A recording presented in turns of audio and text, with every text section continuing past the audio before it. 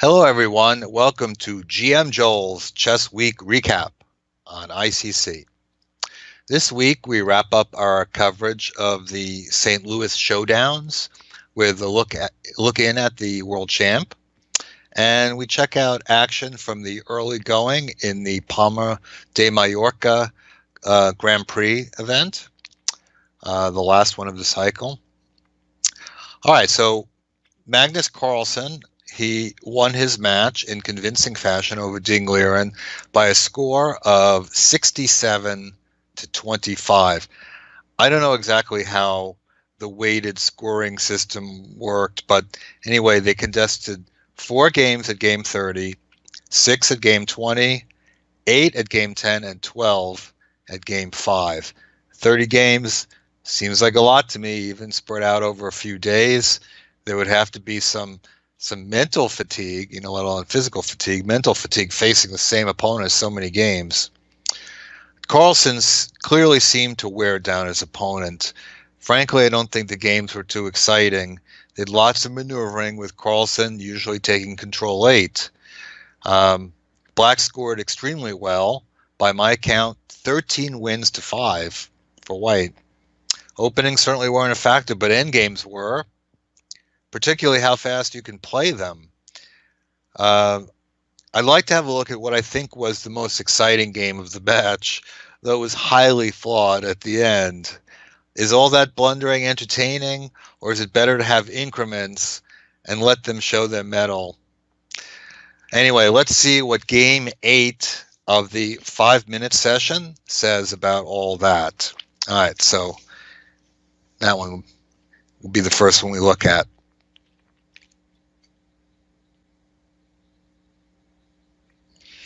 Okay, so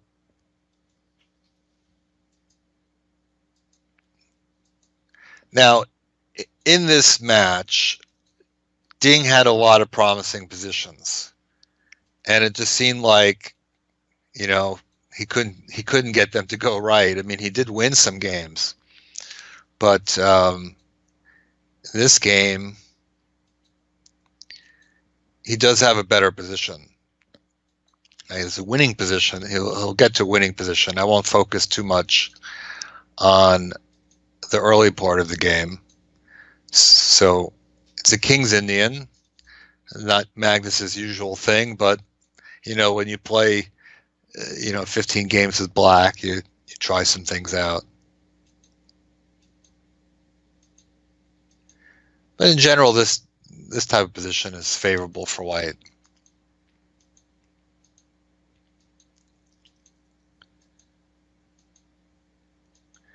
I think the computer suggested that White should have played Queen B2 and trade queens, so that might make sense. He may just have a better position with the queens off. The knight on E3 is very good, putting pressure on F5. Black now has this long diagonal and knight on C5. And Carlsen makes moves on the king side. And eventually he gives up that long diagonal to activate his knight. And so Ding's trying to defend F1 there. But now Carlsen gets an idea to push the A pawn. Okay, so he's over there now. Ding starts on the king side, G4, takes. Now White takes the initiative on the queen side while Carlsen's trying to queen. Knight B3, that move just missed the mark. I'm not sure what he was thinking there because he ended up coming back. And, I mean, probably they get very low on time here. And now Ding Liren is clearly winning. C5, which is good, but perhaps even more direct is bishop takes G4, as can't take that because then White would penetrate to H8. But now there's a big threat of Queen H3, Rook H8, King F7, Queen H3. It's pretty strong. So Bishop G4 is a killing move. C5 is a winning move too. I guess one of the ideas is to open up that A2 G8 diagonal. Black takes with the pawn. You go D6, Bishop C4 coming. So Magnus pushes A3. And here, Ding makes a serious mistake. He should just continue with c6.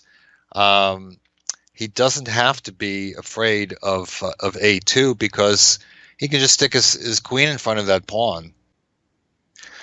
So that doesn't really get black anywhere. Knight takes. Let's say he tries knight e5 to block the diagonal. Pawn takes. Knight takes d5. Queen c4 probably simplest. And black just really doesn't get time to push the pawn. And here c7 is kind of a killer because it threatens to take off the rook, which is supporting the a-pawn, and if the rook gets chased away, no a-pawn doesn't do anything. Basically, white's just a piece up. But there was the allure of winning the queen. And so rook g6 actually loses white's advantage. And after king f7, he should go back to rook h6. But after losing that tempo, then it's a new story. But after rook g7, the sacrificing the queen, black sacrifices the queen. Now he's actually just better. Okay. So he takes the knight. And c6. And now a2, which is a mistake. He should just move the knight. Knight b6 is strongest. And even though white can try to blockade that pawn, we know the queens are really terrible blockaders, especially on the back rank. Black is going to take the pawn on d5, and he's going to have a tremendous compensation for the queen, which is going to be stuck down there. Instead, he pushed, and he made a queen, but white got his queen back. Now, I can only imagine, I didn't watch it live, that they must be just in total scramble mode now. King f2, g3, and okay, Ding is playing with a lot of extra material. He can afford to give some back. King takes. He didn't play, he should have. And now, a crushing move for white is to play f5. That controls his g6 square. Big threat of queen e7. So whatever black does, he's going to lose his knight, or in some variations, lose his rook to checks. And white will have this nice f-pawn left, so it's an easy win. Instead, king e3. And now actually, Carlsen makes a mistake too. He should check, drive the king first, and then push g2. But by pushing right away, still gives white a chance to be better, because he gives away that pride and joy f-pawn, so he doesn't have that to work with anymore. Queen g7, knight d5, king d4. This is actually a big blunder. He had to play king f2, and then black probably should play knight c3, because you have to find this with flag hanging. And it's not really clear that white's winning. He has various checks, which I don't see doing much. He can take the knight, rook e2, king g1. I don't know what the winning chances are here. Black having a lot for the queen, and I don't know if the queen can somehow zugzwang and take things. Maybe it's going to end up a draw, but the move king d4, as played, actually should lose the game, because black has an in-between move, rook d2 check, and then throw in another check, and then the king moves and you take the bishop on e2, and then black is just completely winning rook and knight, but also pass pawn in 7th rank. But instead, like I said, they must be just totally blitzing out these moves, pounding them down to try to avoid flagging.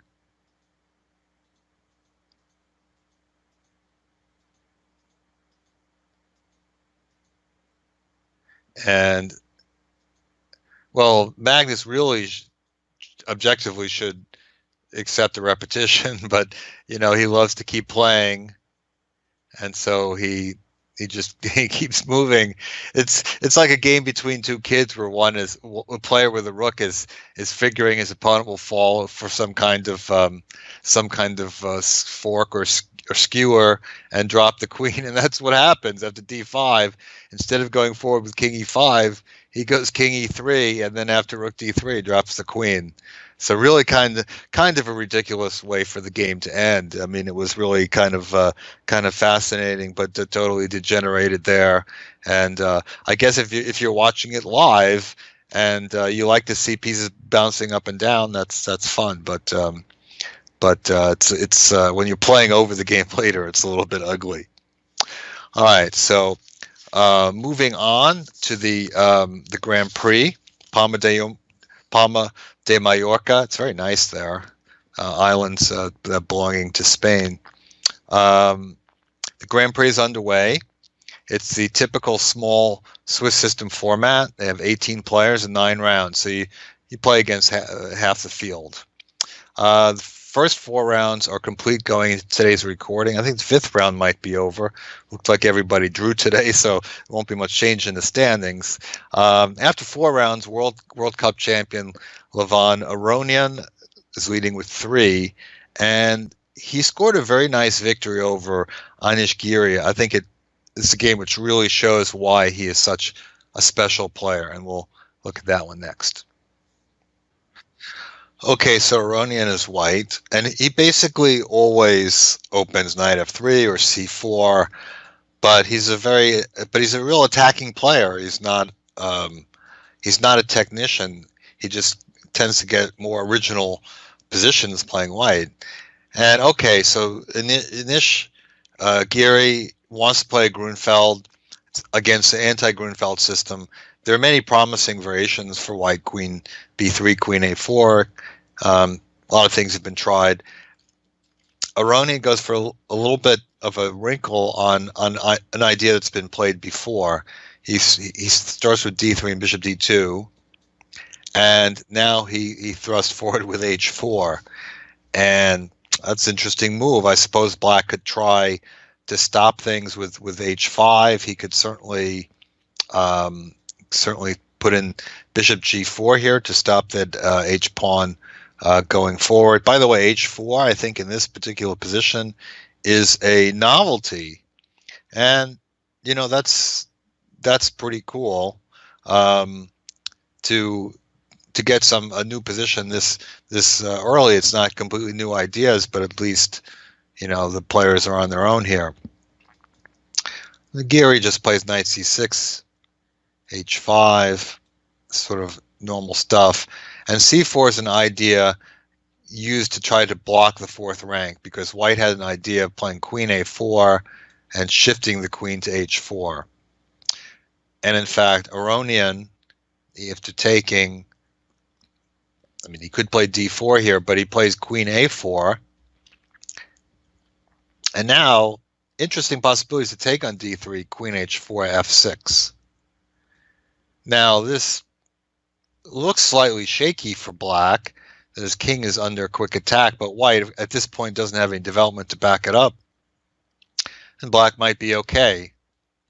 But Giri wanted to keep the queen away, but he puts his knight offside to do that, and now to d4. Now white has a better position, and Black is not really in position to hold back the center. White's getting ready for e4. Giri tries to hold it up. White can also play rook h4 to get the pawns going, but he does it this way. And now he's just straight up attacks with f4.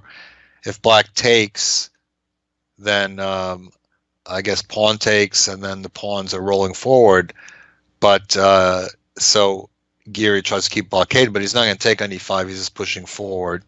f5, g5. Now this is a really interesting moment in the game, because white can play knight f3, f6. Okay, I ran this on the computer, and the engine said white can do many things. He can play the knight h2, knight g4 maneuver, or just king f2, or bishop f1 and bishop e2. Bishop f1, I guess, is a little bit trying to freeze the knight on a5. And white can maneuver around, and eventually he's going to have a big attack on the king side. But okay, eventually, and he has to work some things out. But Aronian, he plays queen d1. It reminds me a little bit of that huge game he won against MVL in the World Cup, where he sacrificed a piece to open the H file, and he's got really good luck with that. But one thing that's interesting about this is that the computer does not necessarily appreciate how strong white's attack is. It's one of those things that builds up. I think the grandmaster appreciates that there just isn't really any time to build a defense. And so Aronian appreciated the strength of it, and it seems like the variations back him up, and they kind of do. One of them is that if black tries f6, queen h5, let's say rook f7, queen g6, king f8, rook h7. Basically, white just builds up, moves the king off the back rank, rook h1, bishop h6. All these moves are coming, and black is basically helpless. It's just one of those attacks that just builds momentum. And a strong player like Aronian can appreciate that, sometimes even better than a computer. So rook d8, queen h5, king f8, and now the computer maybe gets its revenge, because Aronian's rook g4 might be less accurate than queen g4. And a reason for that is that, let's say black plays queen d6, rook h7, bishop f6. This is more effective with the queen and the rook the other way, but here white can go check, king e7, and queen g6, and there's no way to defend that pawn on f7, so the position collapses. After rook g4, there was perhaps a chance for Geary with queen d6, and the idea of bishop f6 and king e7 and hopping into the pocket. Here white can play rook takes g7. I don't know if Aronian had this in mind. Check, king f8, and now I think king f2, preparing to bring the rook over. And this is a position where at first you might not necessarily detect that how strong white's attack is. Certainly a couple of moves he gets in. Something like king e8, queen g7. The king is not easily running out of there. Rook h1 is coming. After a few minutes, the computer starts to say, white's got a pretty strong attack. Maybe not winning. Maybe you run an hour and you get all the lines, right? So it's promising for white, for sure, if he finds rook g7. But the way that Geary played it, this actually loses pretty much right away. And the problem is, this would be fine for black, except that d6 is a crusher. It wins the queen, because if king takes rook d1, and if queen takes rook d1 is also crushing, because black can't even take two rooks for the queen, because there's also this pawn hanging on f7. So the white wins the queen for very little.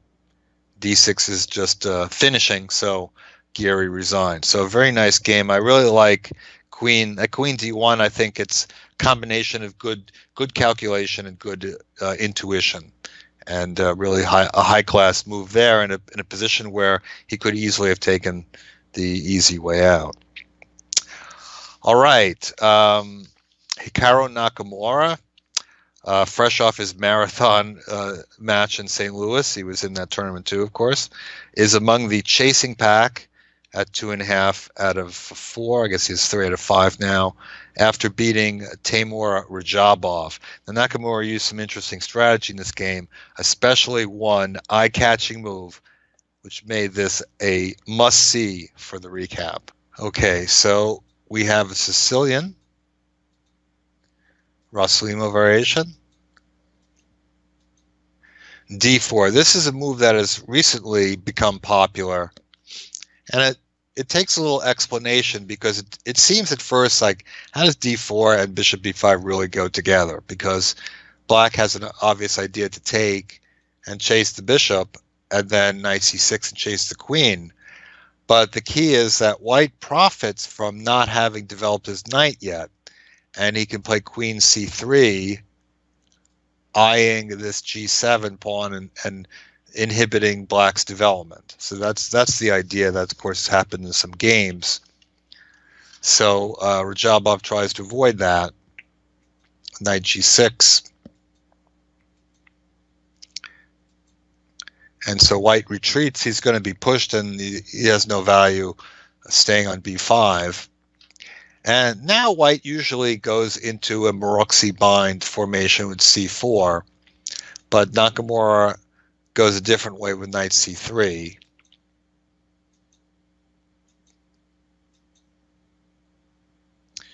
And Radjabov decides to play one of those formations where he keeps the pawn back on d7. Sometimes black can even push the f-pawn forward to try to stop white's advances. Anyway, kind of a threat of bishop c5. So it retreats the queen. a3. Well, maybe no bishop, doesn't want bishop b4 at any point. I'm not sure. That's an interesting move. I guess preparing h4, chasing the knight. He could put the king on h2. He will have to watch out a little bit for that long diagonal.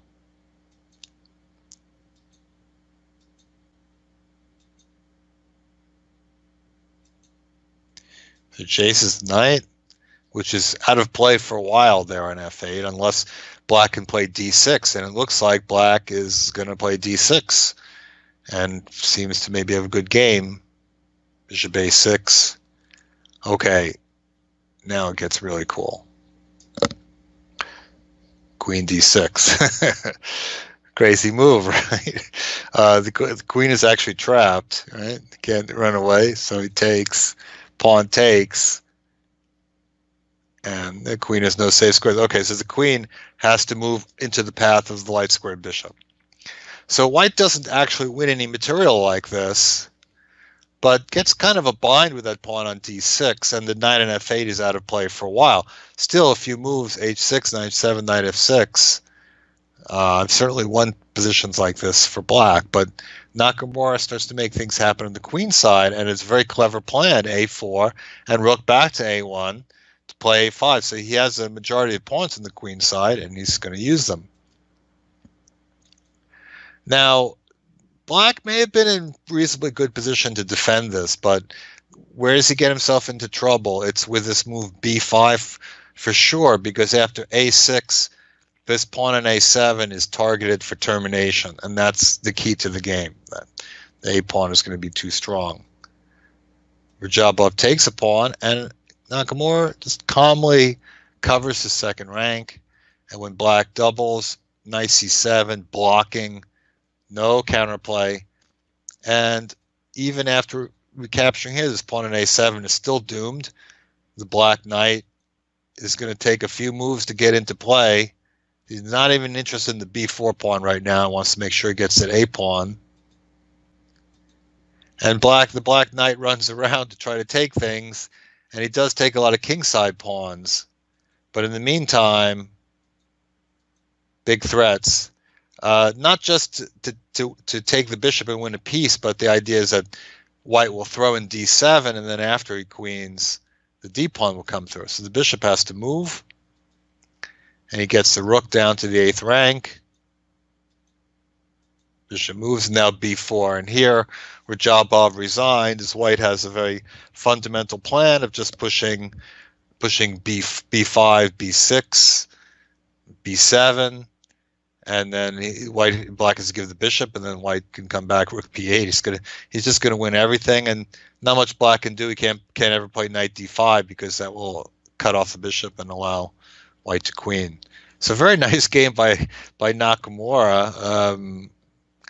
Queen d6 was a beautiful move. It wasn't necessarily an incredibly strong move, but very aesthetic move. And then he won with nice queenside play after that.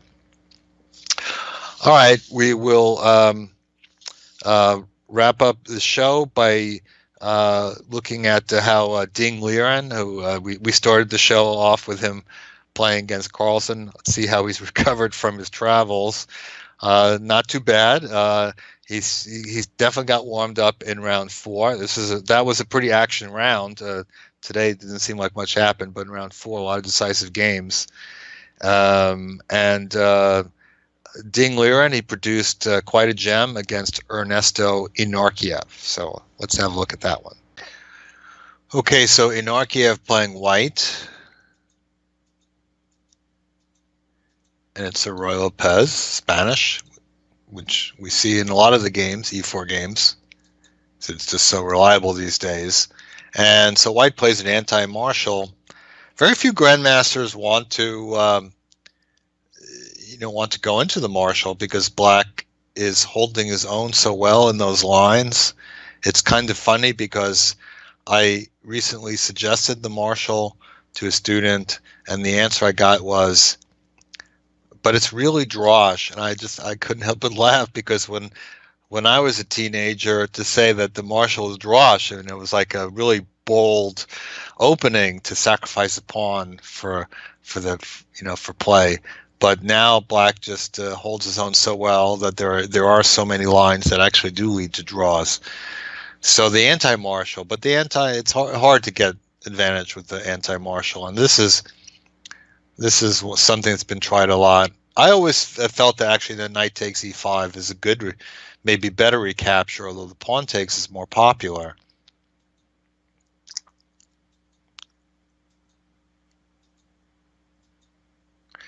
And actually one of the ideas for black is to put the king in the corner, and there's some ideas that black could get f5 in, but this game goes a little bit into unexpected direction. White making a lot of queen moves before he moves the knight from d2, and now boom, g5. That's a really sweet move, and it's one of those moves I think you give a little extra bonus because for whatever reason the computer doesn't think it's such a great move right away. But at best for white, he's going to have to make some nice defensive moves just to hold the balance. Rook g7, and now apparently white has to play knight f1, rook g8, and g3. Very unappetizing from a human standpoint, really groveling, and there's already possibility of rook takes g3, which maybe doesn't lead to anything right away, but black can also play bishop c8 and take this pawn on h3. Certainly a nice position for black with a lot of play on the king side. So Inarkiev went knight f3, and this is actually just losing because he's unable to defend after rook g8. So if white plays knight g5, black just takes on e4, kind of some similarities to the game. If knight takes e4, rook g2 is pretty simple. Actually, if king h1, rook f2, using the pin on the knight, that's just a crushing move. And if king f1, black can just simply take on e4, and next move rook f2, and that position falls apart. If knight f7, rook f7, it's queen f7, rook g2. Okay, so if you take it, you get a nasty discovery, knight g5 or knight d6. I'm not sure which one's better, but wins the queen. So Inarkiev pinned his hopes on bishop g5, but knight takes e4 anyway. It's not an absolute pin, and if bishop takes queen, rook g2, and next move is mate on f2 with a knight or a rook, whichever way you go. If rook takes e4, and this variation why could we just looked at knight g5, knight e4.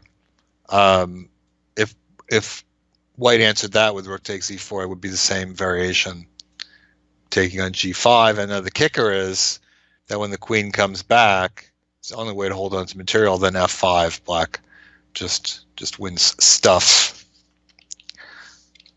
So Inarkiev tried h4 and sacrifice exchange. Not much of an exchange sacrifice really, because he's just getting down here. Queen h3. And queen f6 is a little finesse, hitting f2 before going after the queen. And basically now he starts mopping up.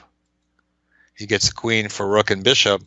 But even this c5 is a nice little finesse, threatening queen c6 and c4.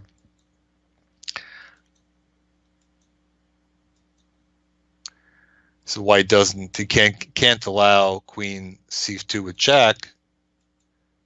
But now double attack, and he takes off the pawn e3. So he gets two connected passed pawns. He keeps the rook out of the center. Hopes brings a tunnel, rook g8, but he makes him block, and then he gets the king out easiest, bring the king to the center, reintroduces queen to a good square, gets those pawns rolling. All right, everything kind of tied up. And he finishes with king e6, covering the d5 square, so queen g6 becomes a threat, and white can defend that threat with bishop c8 check, king d6, and now he's defending against queen g6, but he's not defending against queen e2.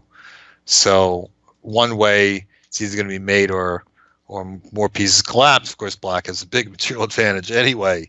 So nice win there by Ding Liren. I love that g5 sacrifice. Not tremendously complicated, but still nice. So good stuff. Players playing slow games against different opponents. I'm enjoying this tournament. That was particularly good round 4. And next week we'll see how it all turns out. I think it should be fun to watch. All right, that does it for this week. I'm Grandmaster Joel Benjamin. I hope you enjoyed the show. I hope you will join me next time on GM Joel's Chess Week Recap.